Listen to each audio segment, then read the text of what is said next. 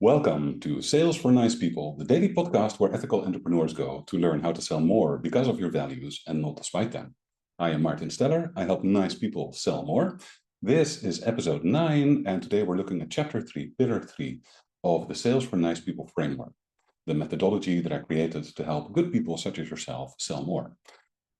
If pillar 1 is about listening and gaining permission, and pillar 2 is about explaining and gaining people's trust, and you can find those pillars in your podcast player or on YouTube, then pillar 3 is really about vision. How do you generate a vision of a successful outcome of the work that you do? Because without vision, there's no decision. So the entire process of going through the sales conversations with your buyer is for them to create a shared vision for themselves about the final result that your work delivers. And a lot of the time, the mistake that we make is we're moving too fast. We're trying to ask for the sale too soon. We try to move the deal forward before there is really this shared vision. And what happens is, again, your buyer will then lean back. So let's look at the 5 parameters that go with the explain phase. You want to make sure that you develop this shared vision with your buyer so that they have a full picture of all the ins and the outs, what they should expect, what they should not expect, and what the solution will be like.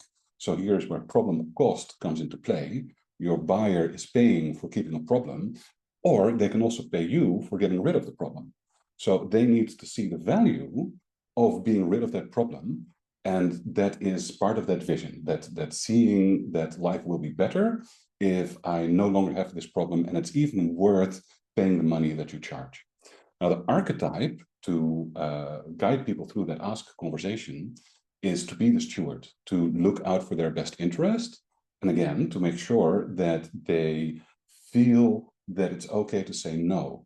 This is very counterintuitive if you think about it, but it's actually very effective, because one of the worst things that you can do to people is to take their liberty away from them, to make them do something. For someone to be imprisoned is one of the worst punishments. But very often in a sales conversation, we kind of try to corral our buyer into not having any other choice but to buy from you because it all makes so much sense. What you're doing is limiting your buyer. Instead, what you want to do is be very clear about the possibility of saying no. In fact, sometimes you should ask for the no. Because what happens when you do that, you're handing people their autonomy. You're showing them that they are the boss in their world. You're letting them know that it's okay to say no. This amplifies the trust that you build up in the explain conversation, and that then makes it much easier for them to learn what vision you might have. Because what we usually do is try to convey our vision and persuade and convince our buyer that our vision of their final outcome with your work is going to be a great idea. But then you're trying to transmit that vision into their head, and you are not a radio antenna that can just broadcast an idea. No, you need to have a conversation that enables that buyer to gradually, slowly adopt your vision so that your two visions start to overlap. That process is stewardship. It is a way of having conversations where the other person feels taken care of. Very simply put, the way to do that is to create clarity. So you're asking questions that help that person, help your buyer find the clarity on what actually is the cost of keeping the problem and what would be the benefit of getting rid of it.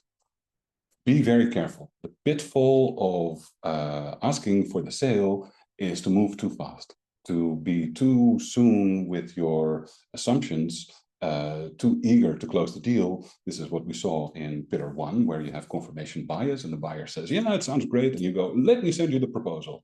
Yeah, but you don't know if that is actually what they're ready for. Then you're moving too fast, your buyer tunes out. So your driver is the mission to create clarity. The pitfall to watch out for is moving too fast. And the action is to enable autonomy. Give people their autonomy. Let them know that it is their decision and that you're not here to tell them what's right for them. I am just here to make sure that you have all the clarity and insight you need in order to make the right decision. And if that is to tell me no or to tell me at some point later, that is fine. I want you to make the best decision. This message is extremely powerful. And it works very well in enrolling your buyers. So that's all for today for the Ask pillar of Sales for Nice People. I am Martin Steller. I help nice people sell more. Make sure you subscribe on YouTube or in your favorite podcast player. And if you would like to learn the ins and outs of the Sales for Nice People method, then go to martinsteller.com/SFNP, and you can sign up there for the 10-week one-on-one training. I will see you tomorrow with another episode of Sales for Nice People.